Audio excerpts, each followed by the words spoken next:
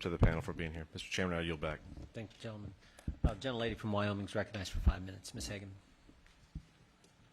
Thank you. Others have asked you questions. There have been some excellent questions today, and you've provided some incredibly helpful testimony. I'd like to take a little bit different approach. And I want you to know that I think that maybe you believe here in Yuma and along the border that you've been forgotten, that we don't care. But you haven't. We do care, and it's why we're here. We read the statistics, we see the film on the 5 o'clock news, we hear about the fentanyl deaths, and we have some awareness of the human trafficking across our borders and spreading across our country. But reading about it is fundamentally different than being here and seeing it for ourselves and in talking to you about what you've been experiencing. I want you to know that everyone on this committee has heard you, they're listening, and they want to represent you. They want to represent your voices. They want to hear what you have to say. I want to thank this entire community for your candor. I want to thank you for your willingness to talk to us and engage with us and to show us what you're dealing with. I want to thank your growers and producers for providing us with fresh and healthy food and for creating the beautiful Eden and oasis carved out of the surrounding desert. Thank you to our law enforcement, our sheriffs, our border patrol, and our police officers. And thank you to our local business owners and community leaders for what you do. But again, I want to be your voice, and to do that, I'm going to read to you some of the notes that I have taken just in the last day or so in visiting with the folks that we've had the opportunity to talk to. Now, you've heard some of this information, but I want to make it very, very clear. These are not Republican talking points.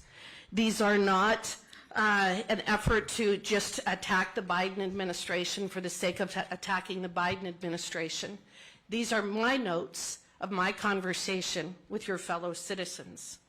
As we've already talked about, there's $26 million in uncompensated care for illegal immigrants in just 1 year.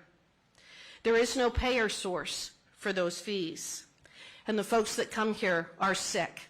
Not all of them, but a lot of them. They have hypertension, they need dialysis, they need heart surgery, and they need intensive care. 25% of illegal babies ending up here that are born here end up in NICU because they don't have any prenatal care. We have to assure that we give a safe discharge, is what our medical professionals told us, which means that they have to provide wheelchairs and walkers and transportation.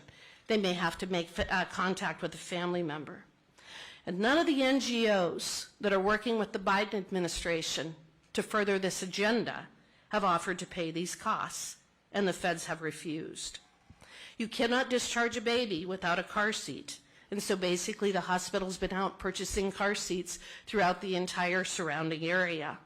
But many of these babies have brothers and sisters that also need car seats, so they may end up buying 2 and 3 car seats for the same family.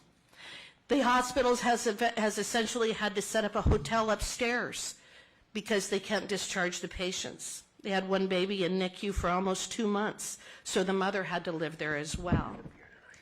There are lots of signs of abuse with the female migrants that are coming across. It is a federal law that the facility treats everyone who comes to the hospital. In other words, the federal government requires you to provide care, but refuses to pay you for it, the ultimate in an unfunded mandate. You've had illegal immigrants in ICU for over 30 days, some as long as 90 days. You've had to transfer residents to other places as there have been times when there aren't enough ICU beds because the illegals are taking them. It takes 2 to 3 times the amount of resources to take care of an illegal as it does a resident. One woman at the hospital very compassionately noted that a loss of 1 person to fentanyl is 1 too many. In other words, they're very compassionate about what you're dealing with.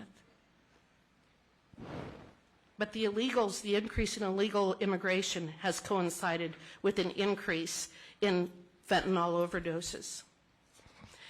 When Trump was president, there were 810 people seeking asylum in 2020.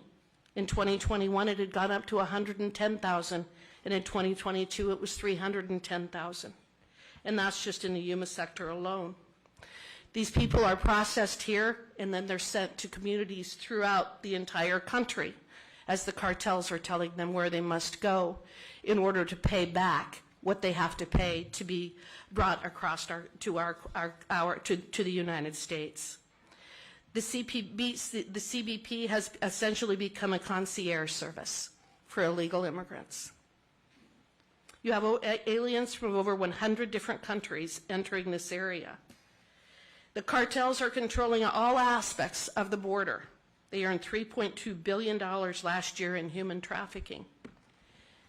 The Biden administration is jeopardizing our food supply and our food security, and they're prioritizing illegal aliens over and above American citizens and legal immigrants.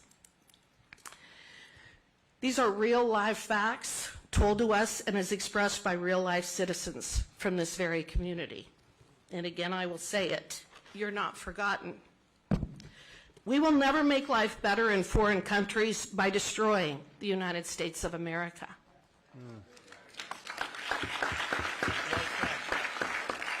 We will never make foreign leaders do a better job of taking care of their poor or prosecuting their criminals by sending them across the border illegally. We must protect our borders. We must recognize that citizenship matters, and we must enforce the law. Mr. Chairman, I yield back. Thank you.